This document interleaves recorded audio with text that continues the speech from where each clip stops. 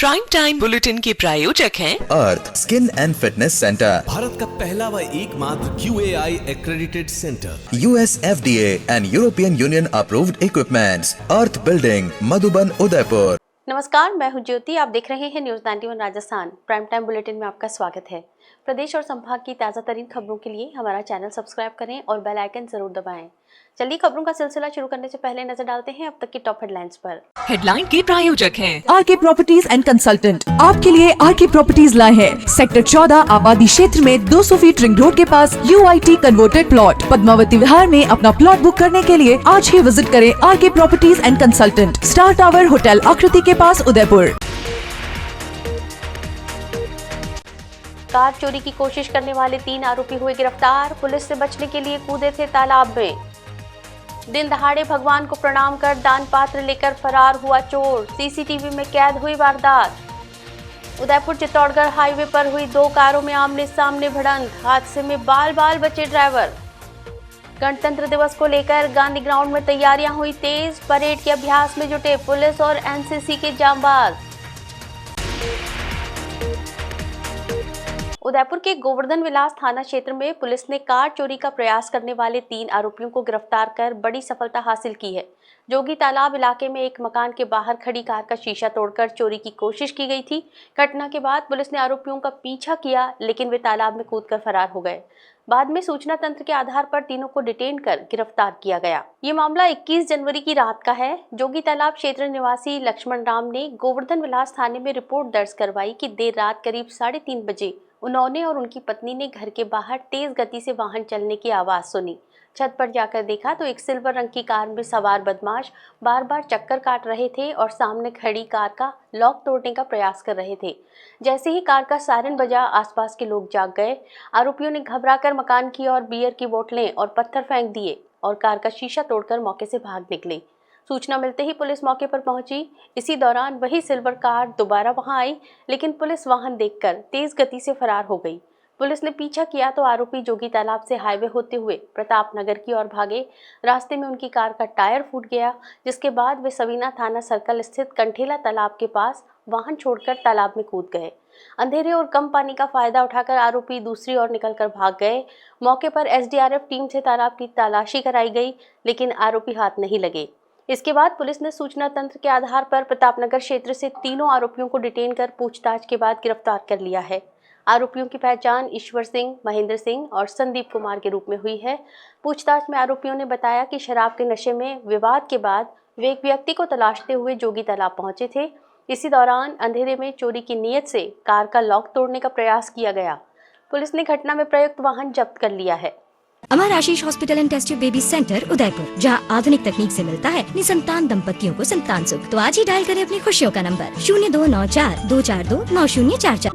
उदयपुर में चोरों के हौसले इतने बुलंद हैं कि अब वे दिन दहाड़े मंदिरों को निशाना बना रहे हैं। बलीचा स्थित पंडित दीनदयाल नगर के राधा कृष्ण मंदिर में चोरी की एक अजीबोगरीब घटना सामने आई है। यहाँ एक चोर ने चोरी करने से पहले बकायदा भगवान के सामने हाथ जोड़े, आशीर्वाद लिया और फिर दान पात्र उठाकर फरार हो गया। चोरी की ये पूरी वारदात मंदिर में लगे CCTV कैमरे में कैद हो गई है। इस घटना के बाद से स्थानीय निवासियों में भारी रोष है और उन्होंने पुलिस की कार्यप्रणाली पर सवाल उठाए हैं। उदयपुर के गोवर्धन विलास थाना क्षेत्र के बलीचा इलाके में चोरों ने भक्ति और अपराध का एक विचित्र संगम पेश किया है। पंडित दीनदयाल नगर R4 स्थित राधा कृष्ण मंदिर में बुधवार को हुई चोरी की वारदात ने सभी को हैरान कर दिया। CCTV फुटेज में साफ देखा जा सकता है कि एक युवक मंदिर में दाखिल होता है, पूरी श्रद्धा के साथ भगवान के सामने हाथ जोड़ता है और फिर मौका पाकर दान पात्र लेकर फरार हो जाता है। बताया जा रहा है कि चोर जिस छोटे दान पात्र को ले गया उसमें करीब 500 रुपए की नकदी थी। मंदिर में एक बड़ा दान पात्र भी रखा था जिसमें लगभग 4500 रुपए थे, लेकिन वजन अधिक होने के कारण चोर उसे ले जाने में नाकाम रहा। सोसाइटी सचिव आनंद यादव ने इस मामले में गोवर्धन विलास थाने में लिखित शिकायत दर्ज कराई है। स्थानीय निवासियों का कहना है कि उन्होंने अपने स्तर पर आसपास की बस्तियों में चोर की तलाश की, लेकिन कोई सुराग हाथ नहीं लगा। हैरानी की बात यह है कि इसी इलाके में 2 सप्ताह पहले बलीचा मंडी स्थित हनुमान मंदिर को भी निशाना बनाया गया था, जहां से चोर दान पात्र ले उड़े थे। लगातार हो रही इन वारदातों से क्षेत्रवासी डरे हुए हैं। लोगों का आरोप है कि पुलिस की गश्त न होने के कारण बदमाशों के हौसले बढ़ रहे हैं। कॉलोनी के लोगों ने पुलिस प्रशासन से मांग की है कि सीसीटीवी फुटेज के आधार पर चोर को जल्द से जल्द गिरफ्तार किया जाए और क्षेत्र में रात्रि गश्त बढ़ाई जाए ताकि मंदिरों और घरों की सुरक्षा सुनिश्चित हो सके। उदयपुर के डबोक एयरपोर्ट के बाहर गुरुवार दोपहर एक बड़ा सड़क हादसा होते होते टल गया। दो तेज रफ्तार कारों की आमने सामने हुई जोरदार भिड़ंत में दोनों वाहन बुरी तरह क्षतिग्रस्त हो गए। हालांकि गनीमत रही कि ड्राइवर्स को मामूली चोटें ही आई। इस हादसे ने एक बार फिर एयरपोर्ट रोड पर सुरक्षा इंतजामों और प्रशासन की कार्यप्रणाली पर गंभीर सवाल खड़े कर दिए हैं। डबोक एयरपोर्ट के मुख्य द्वार के सामने गुरुवार दोपहर उस समय अफरा तफरी मच गई जब दो कारों के बीच सीधी भिड़ंत हो गई। चश्मदीदों के अनुसार दोनों ही कारों की रफ्तार काफी तेज थी, जिसके कारण चालक मोड़ पर नियंत्रण नहीं रख पाए। टक्कर इतनी जबरदस्त थी कि कारों के अगले हिस्से पूरी तरह पिचक गए। मौके पर मौजूद लोगों ने तुरंत राहत कार्य शुरू किया और ड्राइवर्स को सुरक्षित बाहर निकाला। गनीमत रही कि इस हादसे में किसी तरह की कोई बड़ी जनहानि नहीं हुई। स्थानीय निवासियों और राहगीरों ने इस घटना को लेकर प्रशासन के खिलाफ कड़ा आक्रोश व्यक्त किया है। लोगों का कहना है कि एयरपोर्ट रोड पर आए दिन इस तरह के एक्सीडेंट होते रहते हैं, लेकिन प्रशासन की नींद नहीं खुल रही। ग्रामीणों ने बताया कि वे कई बार लिखित और मौखिक रूप से एयरपोर्ट के सामने वाले इस व्यस्त मार्ग पर स्पीड ब्रेकर लगवाने की मांग कर चुके हैं ताकि वाहनों की गति पर अंकुश लगाया जा सके, लेकिन प्रशासन की उदासीनता का आलम यह है कि महत्वपूर्ण और वीआईपी मोमेंट वाले इस मार्ग पर अभी तक स्पीड ब्रेकर के कोई पुख्ता उपाय नहीं किए गए हैं। ग्रामीणों ने चेतावनी दी है कि यदि जल्द ही यहां स्पीड ब्रेकर और सुरक्षा संकेतक नहीं लगाए गए तो किसी दिन कोई बड़ी जनहानि हो सकती है। घटना के बाद पुलिस मौके पर पहुंची और क्षतिग्रस्त वाहनों को क्रेन की मदद से रास्ते से हटाकर यातायात सुचारू कराया गया। पूनम फर्नीचर 31 वर्षों से आपकी सेवा में। Office, hospitals, hotels, college, corporate और सभी तरह के गवर्नमेंट इंस्टीट्यूशंस में टर्नकी प्रोजेक्ट्स विशेषज्ञ पूनम फर्नीचर्स आपके लिए लाए हैं 0 डाउन पेमेंट 0% ब्याज पर आसान ऋण योजना। घर के आंगन सा लगे ससुराल का हर कोना। पूनम फर्नीचर के बिना बिटिया ससुराल न जाए। Poonam furnitures, Hiranmagri, sector 5, main road, Udaipur. Udaipur में आगामी गणतंत्र दिवस समारोह को लेकर देशभक्ति का उत्साह चरम पर है। शहर के गांधी ग्राउंड में आयोजित होने वाले जिला स्तरीय मुख्य समारोह के लिए तैयारियां अब अपने अंतिम चरण में पहुंच गई हैं, जहां एक और कड़ाके की ठंड के बीच पुलिस के जवान और एनसीसी कैडेट्स परेड की बारीकियों का अभ्यास कर रहे हैं। वहीं दूसरी ओर जिला प्रशासन और पुलिस महकमा आपसी समन्वय के साथ सुरक्षा और अनुशासन को पुख्ता करने में जुटा है। 26 जनवरी के नजदीक आते ही लेक सिटी उदयपुर का गांधी ग्राउंड कदम ताल की गूंज से सराबोर हो गया है। गणतंत्र दिवस के जिला स्तरीय समारोह की गरिमा को ध्यान में रखते हुए यहाँ परेड के रिहर्सल जोरों पर है। राजस्थान पुलिस के जवानों के साथ कंधे से कंधा मिलाकर एनसीसी के छात्र छात्राएं भी अपनी उत्कृष्ट प्रस्तुति के लिए पसीना बहा रहे हैं। परेड के दौरान अनुशासन और समन्वय को लेकर उच्च अधिकारियों द्वारा लगातार मॉनिटरिंग की जा रही है। व्यवस्थाओं को लेकर जिला प्रशासन पूरी तरह मुस्तैद नजर आ रहा है। जिला कलेक्टर नमित मेहता और पुलिस अधीक्षक योगेश गोयल के निर्देशन में कार्यक्रम की रूपरेखा तय की जा चुकी है। मैदान की साफ सफाई, बैठने की व्यवस्था, मंच निर्माण और वीआईपी प्रोटोकॉल को लेकर संबंधित विभागों को आवश्यक दिशा निर्देश जारी कर दिए गए हैं। सुरक्षा की दृष्टि से भी पुलिस प्रशासन ने पुख्ता घेराबंदी की तैयारी की है, जिससे समारोह के दौरान किसी भी तरह की असुविधा ना हो। प्रशासन का फोकस इस बार कार्यक्रम की भव्यता के साथ साथ समयबद्धता और उत्कृष्ट प्रदर्शन पर भी है। विभिन्न सरकारी विभागों की झांकियों और स्कूली बच्चों के सांस्कृतिक कार्यक्रमों की तैयारियों को भी अंतिम रूप दिया जा रहा है। राजस्थान में बजट सत्र की आहट के साथ ही कर्मचारी संगठनों ने अपनी लंबित मांगों को लेकर दबाव बनाना शुरू कर दिया है।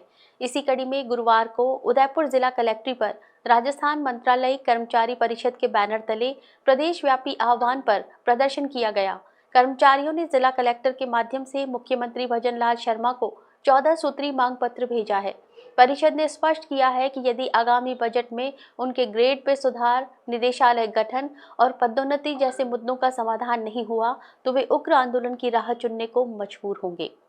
मंत्रालय कर्मचारियों की वर्षों से लंबित मांगों को लेकर गुरुवार को पूरे प्रदेश के साथ उदयपुर में भी आक्रोश देखने को मिला। परिषद के प्रदेश अध्यक्ष अरविंद सिंह राव और जिलाध्यक्षों के नेतृत्व में मुख्यमंत्री के नाम सौंपे गए ज्ञापन में 14 प्रमुख मांगों को रखा गया है।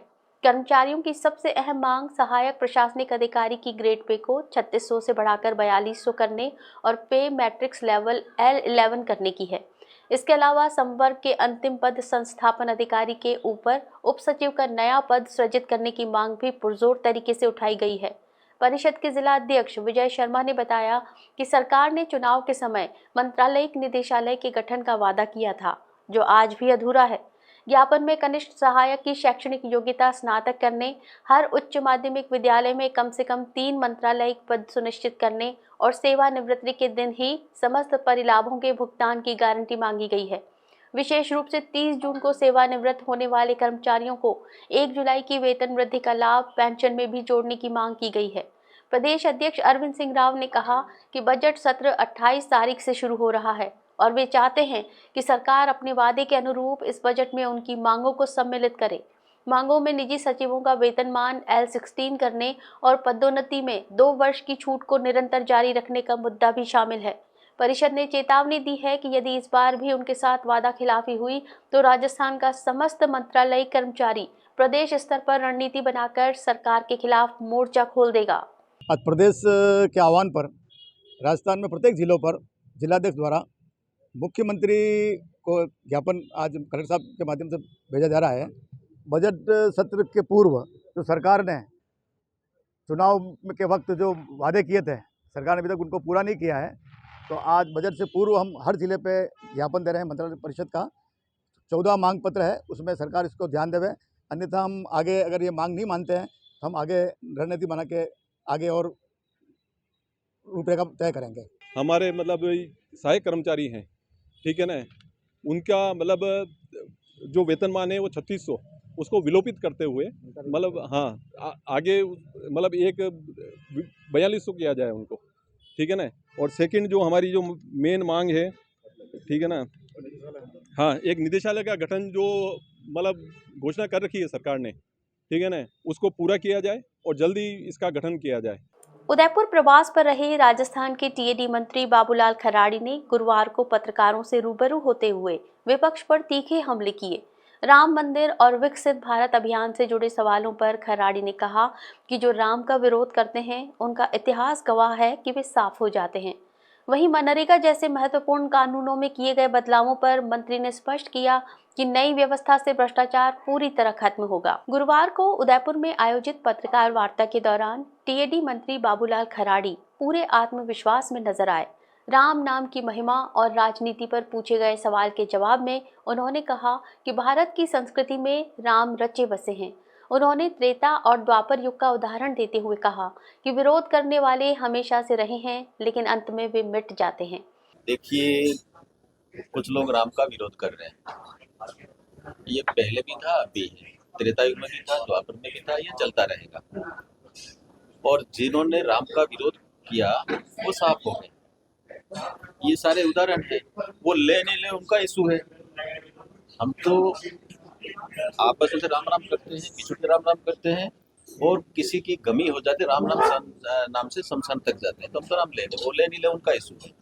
खराड़ी ने तंज कसते हुए कहा कि कांग्रेस राम का नाम ले या ना ले ये उनका विषय है, लेकिन सनातन समाज जन्म से लेकर शमशान तक राम का नाम लेता है।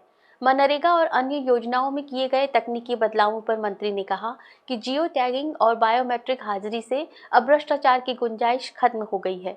उन्होंने कहा कि पहले कटाई बुआई के समय लोग काम पर नहीं जाते थे और फर्जी नाम से हाजिरी चलती थी, लेकिन अब श्रमिकों की जरूरत के हिसाब से काम चालू और बंद करने की लचीली व्यवस्था दी गई है। पहले क्या होता था, कटाई बुआई आती थी तो उसके बाद में लोग काम पे नहीं जाते थे और उन्हीं के नाम फर्जी वहाँ चलते थे। वो लोग तय करेंगे कि कब आपको जरूरत है जो काम बंद करेंगे तो उस समय काम बंद भी करेंगे, और जब वो कहेंगे काम चालू करिए तो काम चालू करिए, तो उन पर छोड़ा है। नेटवर्क की समस्या पर उन्होंने भरोसा दिलाया कि अब जंगलों में भी मोबाइल टावर लग चुके हैं और जहां समस्या है वहां विभाग वैकल्पिक विचार कर रहा है। विपक्ष शासित राज्यों द्वारा अतिरिक्त वित्तीय भार के नाम पर किए जा रहे विरोध पर मंत्री ने सीधा हमला बोला। उन्होंने पश्चिम बंगाल जैसे राज्यों का नाम लेते हुए कहा कि ये विरोध केवल इसलिए हो रहा है क्योंकि केंद्र के पैसे को लूटने का रास्ता अब बंद हो गया है। खराड़ी के अनुसार जब राज्य का हिस्सा भी योजना में लगेगा तो वे खुद निगरानी करेंगे और पैसे का दुरुपयोग रुकेगा। मंत्री ने स्पष्ट किया कि मोदी सरकार का लक्ष्य अंतिम व्यक्ति तक बिना किसी भ्रष्टाचार के लाभ पहुंचाना है और इसके लिए नियमों में संशोधन की प्रक्रिया जारी रहेगी। देखिए, ये विरोध कौन कर रहा है? पश्चिम बंगाल कर रहा है, जहाँ कांग्रेस की सरकार है वो कर रहे हैं। वो इसलिए कर रहे हैं कि उनको खाने को नहीं मिलेगा, और जब सरकार केंद्र का पैसा रहा था वो तो पॉकेट का रहा, उसमें लूटने में लगे हुए थे। अब मेरा भी हिस्सा लगेगा तो मैं पूरा ध्यान तो रखूंगा, निगरानी तो करूंगा ना। वो निगरानी पहले करते नहीं थे, अब उनका उस पे हिस्सा लगेगा तो उस पर निगरानी भी करेंगे, देख रेख भी करेंगे। चित्तौड़गढ़ जिला अभिभाषक संस्थान ने राजस्व न्यायालयों में शुरू की गई ऑनलाइन प्रक्रिया के खिलाफ विरोध का बिगुल बजा दिया है। गुरुवार को अधिवक्ताओं ने मुख्यमंत्री और राजस्व मंडल अजमेर के नाम जिला कलेक्टर को ज्ञापन सौंपा। वकीलों का कहना है कि राज्य सरकार द्वारा पहले फेज में 1 जनवरी 2026 से वाद और अपील की पत्रावलियों को ऑनलाइन पेश करने का जो आदेश दिया गया है वो ग्रामीण क्षेत्रों के पक्षकारों के लिए सिरदर्द साबित होगा। अधिवक्ताओं ने इस नियम को बिना किसी पूर्व राय के लागू करने पर कड़ी आपत्ति जताई है। चित्तौड़गढ़ जिला मुख्यालय पर गुरुवार को अधिवक्ताओं ने लामबंद होकर राज्य सरकार के नए डिजिटल सिस्टम का पुरजोर विरोध किया। अभिभाषक संघ अध्यक्ष नरेश शर्मा ने बताया कि सरकार द्वारा राजस्व न्यायालयों के लिए लागू किया गया ऑनलाइन सिस्टम व्यवहारिक नहीं है। सरकार ने प्रथम चरण के तहत चयनित उपखंड न्यायालयों में 1 जनवरी 2026 से सभी पत्रावलियों को ऑनलाइन पेश करने के आदेश जारी किए हैं, लेकिन धरातल पर इसके लिए जरूरी बुनियादी ढांचा और जागरूकता का अभाव है। अधिवक्ताओं का तर्क है कि राजस्व मामलों में अधिकांश पक्षकार ग्रामीण क्षेत्रों के सीधे साधे किसान होते हैं जिन्हें तकनीक की जानकारी नहीं है। ऐसे में ऑनलाइन सिस्टम उनके लिए न्याय की राह में रोड़ा बनेगा। ज्ञापन में आरोप लगाया गया है कि इतना बड़ा नीतिगत बदलाव करने से पहले राजस्थान के अधिवक्ताओं या उनके संगठनों से कोई राय मशवरा नहीं किया गया। ये फैसला सीधे तौर पर थोपा गया है जिससे वकीलों और मुवक्किलों दोनों के काम में बाधा आएगी। संस्थान ने चेतावनी दी है कि यदि इस नियम को वापस नहीं लिया गया या इसमें सुधार नहीं किया गया तो अधिवक्ता आंदोलन को और तेज करेंगे। वकीलों की मांग है कि ऑफलाइन पत्रावलियां पेश करने की पुरानी व्यवस्था को बहाल रखा जाए ताकि न्याय प्रक्रिया सुगम बनी रहे। ज्ञापन सौंपने के दौरान बड़ी संख्या में वरिष्ठ अधिवक्ता और संघ के पदाधिकारी मौजूद रहे, जिन्होंने इस आदेश को वापस लेने की मांग को लेकर नारेबाजी भी की। संसाधन उतारने के बिना आपने डिजिटल इंडिया की तर्ज पर ये जो पोर्टल लागू किया है, ये नीचे वर्तमान में प्रासंगिक और उपयोगी लगता नहीं है। इसलिए हम सभी ने राजस्थान के सभी अधिवक्तागण इस ई पोर्टल का विरोध कर रहे हैं और हमारा ये राज्य सरकार से सुझाव है कि इस ई पोर्टल को लागू करने से पहले पूरे राजस्थान में अधिवक्ता समुदाय को से विचार विमर्श किया जाए, इसके लिए प्रॉपर इंफ्रास्ट्रक्चर एस्टेब्लिश किया जाए। उदयपुर जिले में ग्रामीण विकास और जन कल्याण को नई गति देने के लिए गुरुवार से ग्राम उत्थान शिविरों की शुरुआत हो चुकी है। जनजातीय क्षेत्रीय विकास विभाग मंत्री बाबूलाल खराड़ी के मुख्य आतिथ्य में आयोजित इस समारोह में उदयपुर जिले में लगने वाले शिविरों की रूपरेखा साझा की गई। इन शिविरों के माध्यम से अब ग्रामीणों को सरकारी दफ्तरों के चक्कर नहीं काटने पड़ेंगे और मौके पर ही समस्याओं का समाधान होगा। ग्रामीणों को सशक्त बनाने और सरकारी योजनाओं को सीधे उनके घर तक पहुंचाने के उद्देश्य से राजस्थान सरकार ने ग्राम उत्थान शिविरों की शुरुआत कर दी है। उदयपुर के नगर निगम सभागार में आयोजित जिला स्तरीय शुभारंभ कार्यक्रम में टीएडी मंत्री बाबूलाल खराड़ी के साथ सांसद डॉक्टर मन्नालाल रावत और जिला कलेक्टर नमित मेहता सहित कई आला अधिकारी मौजूद रहे। कार्यक्रम के दौरान मुख्यमंत्री भजनलाल शर्मा के सिरोही से प्रसारित राज्य स्तरीय संबोधन को एलईडी स्क्रीन के माध्यम से सीधा दिखाया गया, जिसे सुनने के लिए बड़ी संख्या में किसान और ग्रामीण उपस्थित हुए। मंत्री बाबूलाल खराड़ी ने इस अवसर पर कहा कि इन शिविरों का मुख्य उद्देश्य अंतिम पंक्ति के व्यक्ति को विकास की मुख्य धारा से जोड़ना है। उदयपुर जिले के सभी 89 गिरदावर सर्कल स्तर पर इन शिविरों का आयोजन किया जाएगा। शिविरों में कृषि, राजस्व, जनजाति विकास और राजीविका सहित विभिन्न विभागों की योजनाओं का लाभ एक ही स्थान पर दिया जाएगा। इससे ग्रामीणों के समय और धन की बचत होगी। समारोह में एडीएम दीपेंद्र सिंह राठौड़, समाज सेवी प्रमोद सामर, गिरवा एसडीएम अबुला साई कृष्ण और प्रशिक्षु आईएएस सृष्टि दबास भी मौजूद रहे। कृषि विभाग के संयुक्त निदेशक सुधीर कुमार वर्मा और राजीविका के डीपीएम ख्यालीलाल खटीक ने शिविरों में दी जाने वाली तकनीकी सुविधाओं और ऋण प्रक्रियाओं की जानकारी दी। जिला कलेक्टर नमित मेहता ने अधिकारियों को निर्देश दिए कि शिविरों में आने वाले हर पात्र व्यक्ति का पंजीकरण सुनिश्चित किया जाए। इन शिविरों के माध्यम से न केवल नई योजनाओं की जानकारी दी जाएगी, बल्कि लंबित प्रकरणों का भी मौके पर ही निस्तारण किया जाएगा। उदयपुर के पेराफेरी क्षेत्र के ग्रामीणों के लिए एक बड़ी खुशखबरी सामने आई है। सालों से पट्टों की राह देख रहे 2 लाख लोगों की मांग पर प्रशासन झुकता नजर आ रहा है। यूडीए कमिश्नर राहुल जैन और पेराफेरी पंचायत जिला संघर्ष समिति के बीच हुई बैठक में ये तय हुआ है कि आबादी बसावट वाली भूमि के हस्तांतरण की पहली सूची 5 फरवरी तक जारी कर दी जाएगी। हालांकि संघर्ष समिति ने साफ किया है कि जब तक हर हकदार को पट्टा नहीं मिल जाता, उनका आंदोलन जारी रहेगा। पेराफेरी पंचायतों और नगर निगम में शामिल हुए नए गांवों में आबादी भूमि हस्तांतरण का मुद्दा अब सुलझता दिख रहा है। गुरुवार को यूडीए मुख्यालय में कमिश्नर राहुल जैन के साथ संघर्ष समिति और सर्व समाज के पदाधिकारियों की एक महत्वपूर्ण बैठक हुई। कमिश्नर ने आश्वस्त किया कि यूडीए की टीम पूरी मुस्तैदी से काम कर रही है और आबादी आराजी हस्तांतरण की पहली सूची 5 फरवरी तक जारी करने की तैयारी है। इसके लिए संबंधित तहसीलदारों और एसडीएम को आवश्यक निर्देश भी जारी कर दिए गए हैं। संघर्ष समिति के संयोजक चंदन सिंह देवड़ा ने बैठक को सकारात्मक बताते हुए कहा कि सालों से बसे लोगों को मालिकाना हक दिलाना उनकी प्राथमिकता है। हालांकि समिति ने यह स्पष्ट कर दिया कि वे खाली जमीन पर ताज़ा अतिक्रमण के पक्ष में नहीं हैं।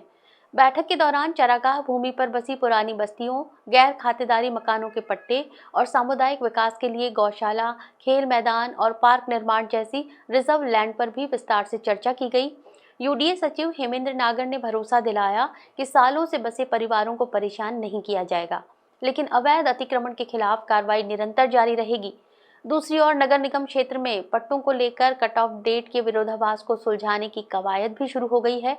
निगम आयुक्त अभिषेक खन्ना ने 69A के तहत पट्टे जारी करने के नियमों में शिथिलता के लिए राज्य सरकार को पत्र भेजा है।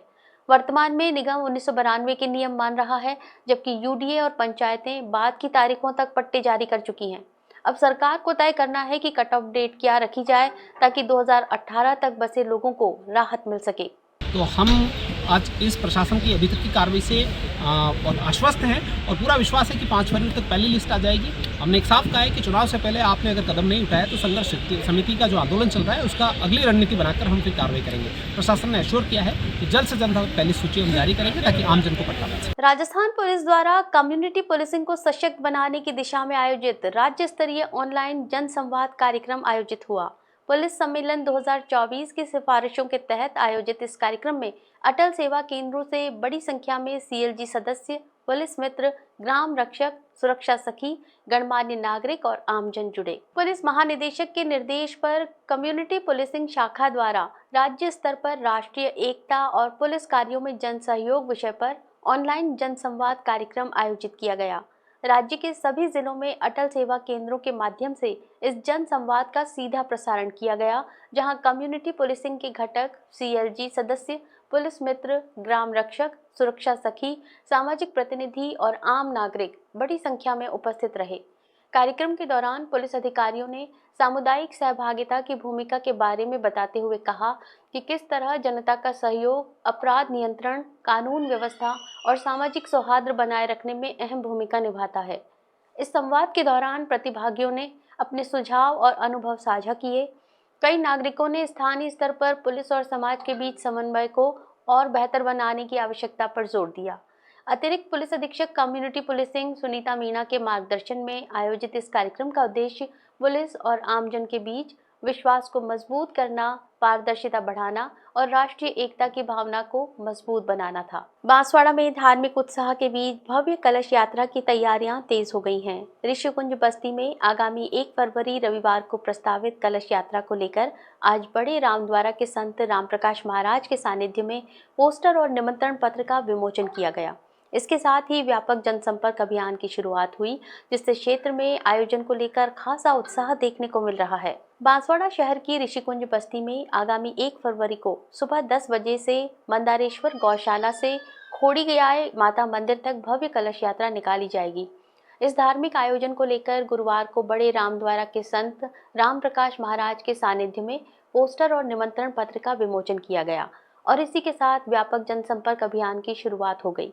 कार्यक्रम के अंतर्गत खोड़ियार माता मंदिर परिसर में संतों के सानिध्य में धर्मसभा और महाप्रसादी का आयोजन किया जाएगा।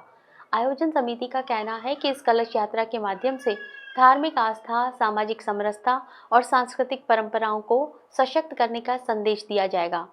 आयोजन को लेकर क्षेत्र में खासा उत्साह देखा जा रहा है। स्थानीय नागरिक, श्रद्धालु और सामाजिक कार्यकर्ता बड़ी संख्या में इस आयोजन की तैयारियों में जुटे हुए हैं। आयोजन समिति का गठन कर व्यवस्थाओं की जिम्मेदारी सौंपी गई है ताकि कार्यक्रम सुव्यवस्थित और श्रद्धापूर्ण वातावरण में संपन्न हो सके। इस अवसर पर संयोजक मिलन पंड्या, राहुल गणवा, वीरेंद्र परमार, भावेश तंबोली, अनिल डिंडोर, योगेश दिवाकर, जितेंद्र वैष्णव, रमेश तेदी, जयगिराज सिंह, गजेंद्र माली सहित कई गणमान्य लोग मौजूद रहे। सभी ने आमजन से अधिक संख्या में शामिल होकर कलश यात्रा को सफल बनाने की अपील की। चलते चलते फिर नजर डालते हैं अब तक की टॉप हेडलाइंस पर। हेडलाइन के प्रायोजक हैं आरके प्रॉपर्टीज एंड कंसल्टेंट। आपके लिए आरके प्रॉपर्टीज लाए हैं सेक्टर 14 आबादी क्षेत्र में 200 फीट रिंग रोड के पास UIT converted plot. Padmavati Vihar में अपना प्लॉट बुक करने के लिए आज ही विजिट करें RK properties and consultant, star tower hotel Aakriti के पास, उदयपुर। कार चोरी की कोशिश करने वाले 3 आरोपी हुए गिरफ्तार। पुलिस से बचने के लिए कूदे थे तालाब में। दिन दहाड़े भगवान को प्रणाम कर दान पात्र लेकर फरार हुआ चोर। सीसीटीवी में कैद हुई वारदात। उदयपुर चित्तौड़गढ़ हाईवे पर हुई 2 कारों में आमने सामने भिड़ंत। हादसे में बाल बचे ड्राइवर। गणतंत्र दिवस को लेकर गांधी ग्राउंड में तैयारियां हुई तेज। परेड के अभ्यास में जुटे पुलिस और NCC के जांबाज। अपने स्मार्टफोन पर प्रदेश भर की खबरों से अपडेट रहने के लिए आज ही हमारा चैनल सब्सक्राइब करें और बेल आइकन जरूर दबाएं। फिलहाल इस बुलेटिन में इतना ही। दीजिए इजाजत ज्योति को। आप देखते रहिए न्यूज़ 91 राजस्थान। नमस्कार। प्राइम टाइम बुलेटिन के प्रायोजक हैं Arth skin and fitness centre, Bharat का पहला व एकमात्र QAI accredited centre, US FDA and European Union approved equipments, Arth building, Madhuban, Udaipur. ये है चैनल 91 प्लस नेटवर्क और आप देख रहे हैं न्यूज़ 91। न्यूज़ 91, आवाज हम सबकी।